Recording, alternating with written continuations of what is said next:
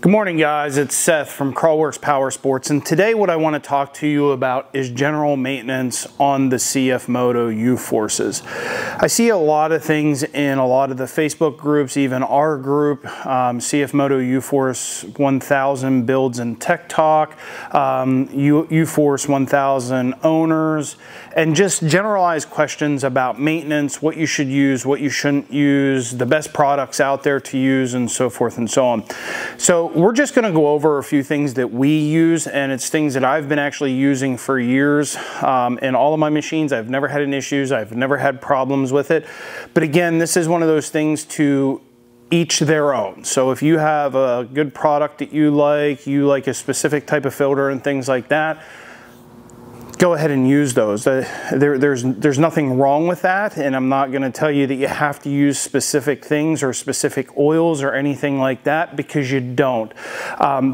This is just stuff that I personally use in my machines, the big machine, CFMoto over here, along also with this machine here that we're going to actually service. I'm going to grab some papers here, because one thing is I don't want to feed you false information. This is information directly from the dealers. We have access to dealer websites and actually all the dealer specifications on CFMoto, Polaris, Yamaha, Honda, everything that we have. So one thing we want to talk about is maintenance schedule. In your book that you get with the machine from the factory, it's going to say that you have an initial 200-mile service, and then so forth and so on. We did the initial 200-mile service on our big CFMoto, and that was it. It hasn't needed a service since, because it only has 600 miles on it. But one of the things is right from every service that you do, regardless if it's 200 miles, 500 miles, 1,000 miles, 1,500, all the way up to 3,000 miles, one of the important things is valve clearance. That should be done at your first service of 200 miles, and then it should be done again at 2,000 miles. The reason why is because as the engine starts to break in, you start to lose valve clearance. So if your valve clearance is set from the factory, as you run the machine more and more, you're going to have some wear. So that valve clearance on the rocker arms is actually, the tolerance is going to start to open up and get bigger than what it needs to be. So then therefore you're going to start losing compression, you're starting to lose power, so forth and so on. You can actually get to the point where it won't even start and run, because it can't build enough compression, because the valves, they're not opening whatsoever. So that is supposed to be done at 200 miles and at 2,000 miles. Now, I have this specifications, and this has all of the listed specifications on your intake valve clearance, exhaust valve clearance, what your cam tensioner chain bolt should be, all the torque and specs and everything like that. If you would like a copy of this, all you have to do is send us a message, and we'll go ahead and we'll email that to you and get that to you. And this has all the specifications, all the engine torque bolts, everything that needs to be done on the engine side of it. As far as you do the valve clearance at 200 miles and then 2,000 miles, and then subsequently 2,000 miles more would be 4,000, 6,000, 8,000. You just keep going at that. Whenever you do a full service, of course, you're going to change your engine oil, filter, your front diff fluid, and your rear differential fluid. Engine oil should also be done at 200 miles, which is your break-in period, and then every 1,000 miles after that. Now, depending on what you're riding and how hard you're riding your machine. I do mine probably at about 600 to 700 miles, just because they tend to sit a lot sometimes. But whenever we do take them out, we run the piss out of them. So that would be your engine oil. You should do that. And now your differential fluid should be done according to these specs every 250 miles. Now, am I going to say that that's a little excessive? Yes, that's a little excessive. So basically the way that I do it is I service my whole machine front to back whenever I do the service. So I do the engine oil filter. I also change my transmission fluid. I also change your front diff and the rear differential fluid at the same time. Doing that is also, one, it's not going to be as costly, because if you're doing it every 250 miles or every whatever, it's going to get costly over a period of time, because actually you're not even breaking that oil in technically at that point in time. I mean, it's a gear oil. It's 80-90 weight gear oil. It's meant to have thousands of miles on it. Actually, if you really think about it, in a car or truck, my Ford F-350, it has 80-90 gear oil in the rear end. That truck has 173,000 miles on it, and from the manufacturer, it didn't even recommend replacement of the rear gear oil until 60,000 miles. So if that truck can run 60,000 miles on 80-90 gear oil, these can run a little bit more than what the suggested service is. Now, I'm not saying don't ever change it till 60,000-70,000 miles, because one, you can't do that. These parts that's in these front differential, your rear differential, and your transmissions are a lot different than what that truck is. The bearings, the way that the bearings are made, the bearing races and so forth and so on, and of every working part that's in those differentials is completely different from a standard car. So that's why whenever I do it outside the interval, but I don't go extremely outside the interval, because I do, like I said, we do our oil like every 750 miles. Whenever we do go to Hatfield and McCoy, we take them down to Tennessee, we run the dog piss out of them. You know, and we're running at a way higher RPM in these than versus a car. If you're in a car, you're going down the road 65, 75 mile an hour between 1,800 to 2,000 RPMs. These here, you're going 25, 30 mile an hour running 4,000, 5,000, 6,000 RPMs, depending on your machine, clutching, gearing, and so forth and so on. So again, if you want one of these, just go ahead and send us a message. We will go ahead and, you know, send us your email. We'll send this over to you in a PDF. I mean, it has all the specifications of all your bolts, how much your cylinder compression should be at, your spark plug type, the gap, spark plug torque, where you should torque your spark plugs, rear differential, oil grade, everything.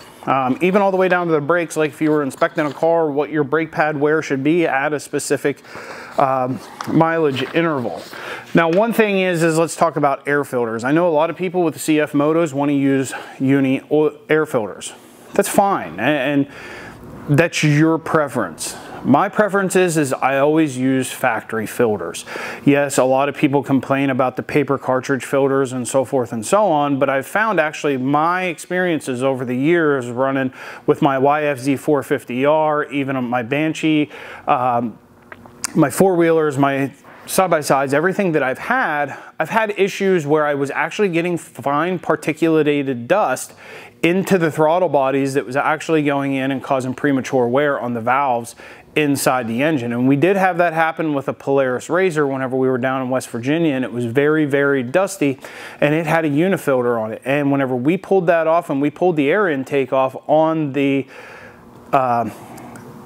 electronic fuel injection side on the throttle body, it had so much dust that actually penetrated the filter. And yes, the filter was sprayed with oil, it was installed correctly, so we'll just get all those comments out of the way that it was. Now, what I run is I run a K&N filter on all my machines. That's what I have, and I have a sock that goes over top of that. I also spray the sock with oil as well, because that will help catch a lot of the particulated dust.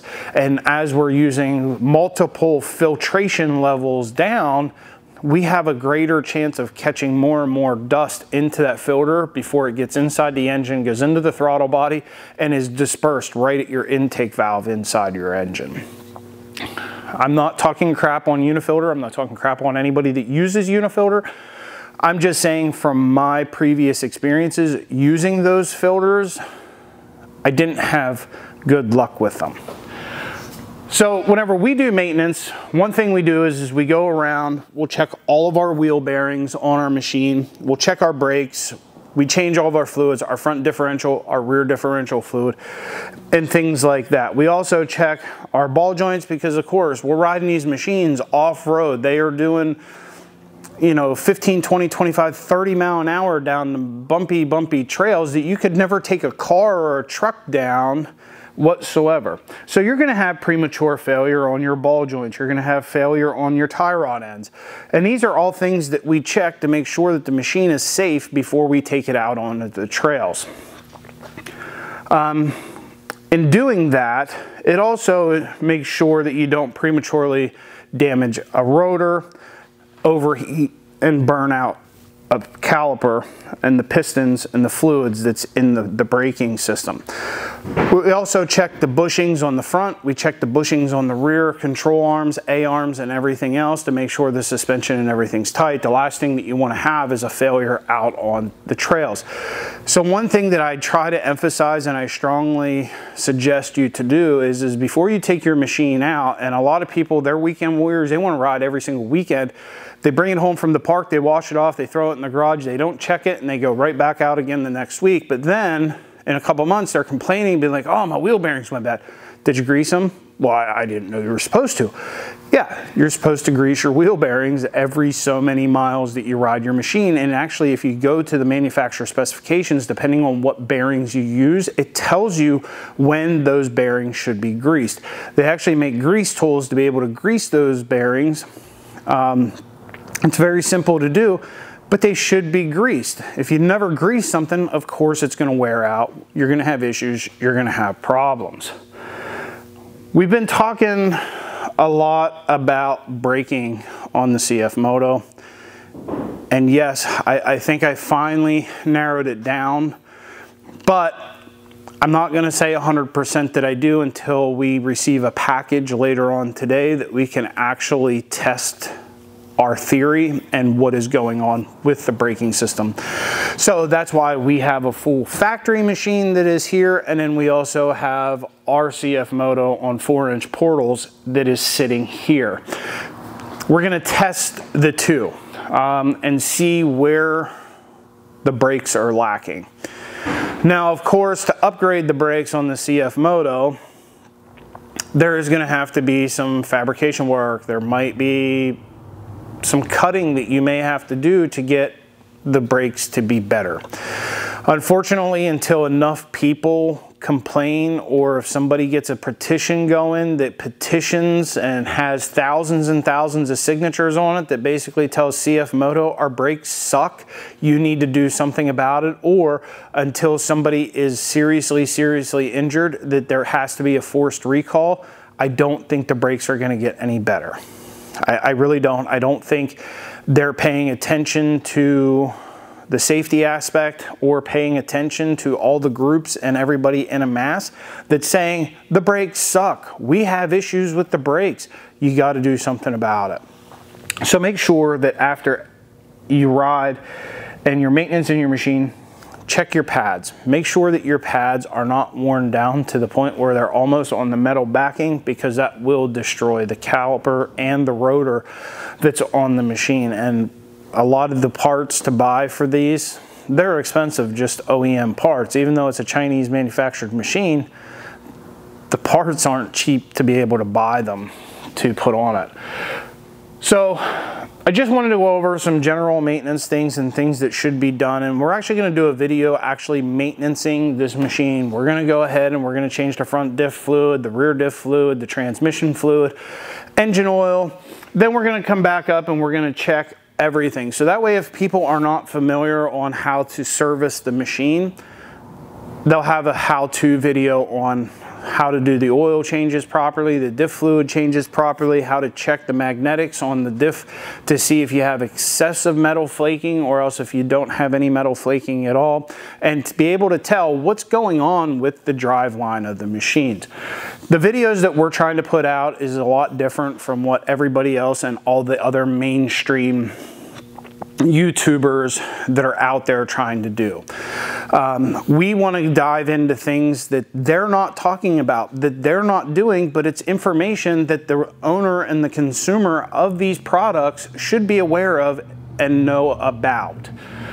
So again, this is just a short video on a recap on what we do here at Crawlworks Power Sports. We use factory specifications. We go over everything on the machines that is on these papers that goes by the mileage of the services that is on here. So, like I said, if you want a copy, send us a message. You can go to our website, Crawlworks Power Sport or crawlworks.net. That will be able to give you the function to click contact now. You can send us an email and say, hey buddy, I would like to have a copy of that paperwork that you were talking about on our machines, and we'll go ahead and we'll send it out to you. You may not receive it the same day. It may take us a few days to get it out to you because we are busy here in the shop. We're busy taking care of customers and we have a lot of other things going on, but I will get it to you eventually. I will get it to you in your email. So again, if you like our videos, click the subscribe button, support the channel, and help us continue to grow to get better information, better products, and things out to you, especially in the aftermarket side of the CFMoto, because we are actually one of the ones that's building stuff. We're not going after and getting dealerships to other people that have already developed products and parts and everything else for these machines. We build everything here. We fabricate everything here. Everything is done right here in Berks County, Pennsylvania. Our machinists are right here in Berks County, Pennsylvania. Our fabricators are right here in Berks County, Pennsylvania.